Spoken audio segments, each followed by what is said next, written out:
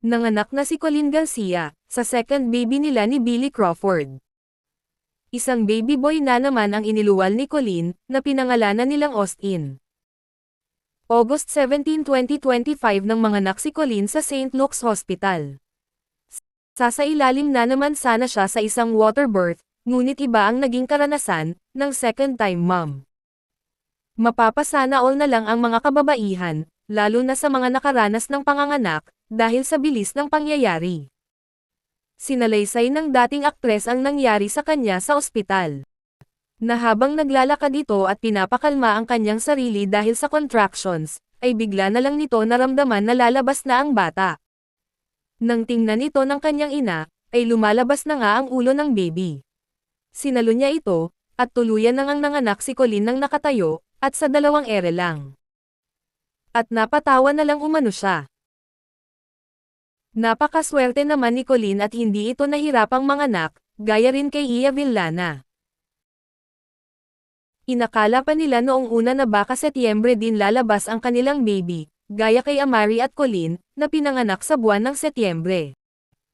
Abril ngayong taon inanunsyo ng mag-asawa ang kanilang pagbubuntis. At binahagi nila noong nakaraang buwan ng Agosto, ang kanilang maternity shoot.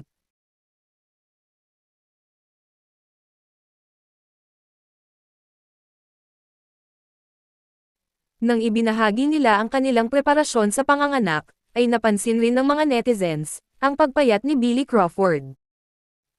Nasanay ang publiko sa malaman na pangangatawan ng singer, kaya napatanong ang ilan kung may pinagdadaanan ba si Billy, o may sakit ba ito. O baka kinailangan niyang magpapayat, dahil sa kanyang trabaho sa bansang France. Kung bago ka pa sa channel ko ay huwag kalimutang i-like, subscribe, i-share, at magkomento. Bumisita sa St. Luke's Hospital ang ilan sa kanilang kapamilya, at mga kaibigan. Napaka-blooming ni Colleen, tila hindi man lang ito nasaktan. Napaka-sweet din ng kanilang panganay na si Amari, na excited na sa kanyang kuya duties.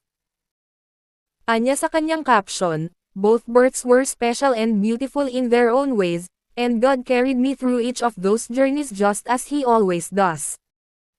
I felt His presence all throughout, and it shielded me from fear and anxiety, reminding me once again, that His plan is always greater than mine."